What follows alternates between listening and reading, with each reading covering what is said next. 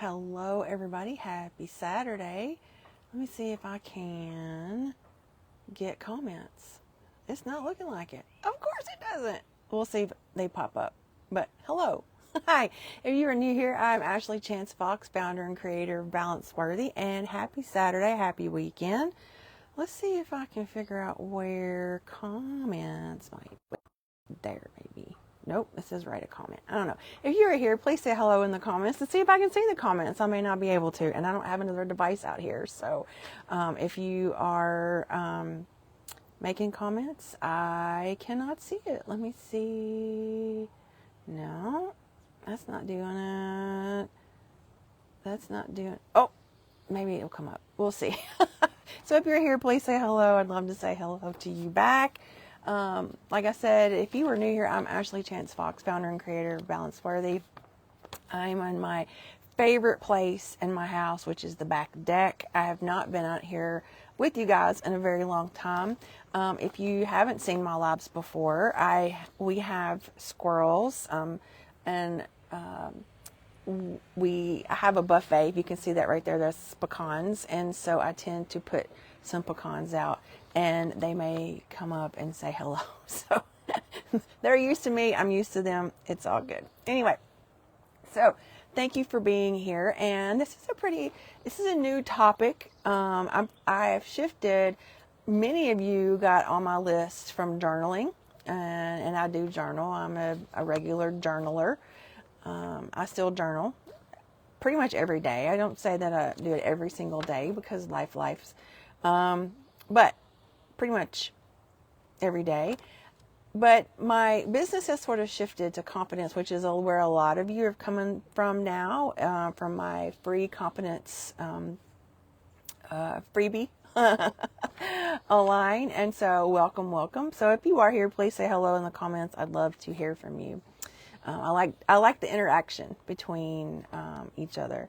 I'm going to hop right into it because I try to be mindful of everybody's time. I did get long-winded this week on my flip the script, and but I think it was very. I think the time was used wisely, but I will try to keep today short. But anyway, so today we're talking about, and I have notes here because I didn't want to forget anything because honestly, this morning I took a walk by myself, which my husband and I walk our dog first, and then they take this very, very long walk. And I have a knee injury, so I can't do as long as they go. So we walk what we call the little block, and then they take off. So anyway, and so I had some time when we parted. They went one way and I went another. I had some time to think about it, and I really put some things into it. So here's where we are. And the first question I want to ask you, and if you have some, paper and something to write with, maybe you can just jot things down as we go. Maybe that would be helpful for you to come back to later. But my first question to you is, when did you last second guess a decision that you already knew the answer to? Let me say that again. When did you last second guess a decision you already knew the answer to? How many of us do that? I know I do it. And I feel like I am very in tune with my internal guide. And sometimes we know the answer and then we second guess ourselves, right? And the question then becomes, where did that come from? Where did that second guessing come from? And we learned it in so many different places. It could start as early as childhood from parents or grandparents, then again in school, maybe a relationship, maybe in the workplace, maybe, there's tons of different places. Let me give you some examples. Maybe you were told you were too sensitive or too much. Has anybody ever been told that? Maybe at school, you were told that you were told to stop asking so many questions. Were you that kid? I was not that kid. I did not want any attention given to me. So I was definitely not that kid. But some people, were told to stop asking so many questions. And that could be from your parents too, right? Maybe in a relationship, like with a significant other kind of relationship, your person constantly questions your judgment. Constantly questions your judgment. Maybe from the workplace, your boss stole or took credit for your ideas and then dismissed your input. Who's had that happen? Me. And maybe you apologize for your opinions. Are you that person that maybe you apologize, like you preemptively say, well, I'm sorry, or you say your opinion and then you apologize for it? Those are just some examples. By no means that's the exhaustive list, but to give you some examples of some things that we tend to sometimes bring doubt into our lives, and that doubt chips away at our confidence, right? Especially with people that I term it, and I try not to should myself. It's a dangerous game to should yourself, and I tell my clients, stop shoulding yourself. But it's hard when it's those people that should accept you for you, like family, like a spouse, like a friend, sometimes even in the workplace. I know that gets a little, but the people that should love you for who you are, and it's hard to take that in when they tell you to stop asking so many questions. They tell you that you're not enough. They tell you that you're too much. They tell you you're too loud. So that hurts at a hugely deep level. Now, I say all that to say, notice that comes from people outside of you, right? So it was the teacher, it was the parent, it was the significant other, it was a friend, it was whomever, right? So that's not you, that's theirs. That's their words, their opinions that are placed on you. Does it hurt? Absolutely. Does it chip away at your confidence? Absolutely. Right? So we have to decide, one, what the doubt is. Two, where the doubt came from. Then we got to decide if we want to stay in that space or let it go. Some people I have worked with, for whatever reason, want to stay in that space. And that is up to them. I can't necessarily work with those clients because they're not ready to shift. They're not ready to move forward. They're not ready to do the work. And that's fine. Everybody is on their own journey to healing and improving. So I can't force that move, right? It's up to you to make that decision. Just like you can't, the old saying, you can lead the horse to water, but you can't make it drink, right? And so it's the same thing. I can help guide you, but if you're not ready to let it go, I can't make you let it go, right? So once we've found it, we know where it's coming from, and we've decided we don't want it anymore, we're done with it, then we have to reframe it. We get to reframe it. We have the control to reframe it. Okay, we have we get empowered by reframing it. And guys, just to so you know, before I cannot see comments. So if you've made a comment, I do apologize. I haven't done a live on my phone in a very long time, so I don't have another device out here. So if you are making comments, I appreciate you. But I am just not seeing them on my phone. So I will have to get back to you after we're done here. So I do apologize for that. I will do better next week. Live and learn, right? Okay, so what I want to do then is take those same examples that I said earlier, and I want to help you reframe them. Because sometimes that's hard because it's so ingrained in us that it's hard for us to make that flip, right? So if you were being told that you were too much, okay, you can maybe reframe it or get an idea of how to reframe it by saying, I was never too much. I was just in the wrong rooms. Now, that's sort of workplace-like, okay? And I get it, especially if you were told this when you were a child. You probably didn't have much of a choice. And you could reframe it as, I was never too much. I was just being me. And that's okay. Being told to stop asking so many questions, that one. I love this. My curiosity is a gift. It was just in spaces too small to hold it. I love that. Let me say that again. My curiosity is a gift. We all know those kids, right? I bet we know those kids. We can picture that kid in our head that always asks the questions. Why? Why does the tree leaves fall? Why does the plant start from a seed? Why? Like all the things, right? So my curiosity is a gift. I was just in spaces too small to hold it. I love that. A partner who is constantly questioning your judgment. Someone else's need to control me was never evidence of my incompetence. Let me say that again. Someone else's need to control me was never evidence of my incompetence.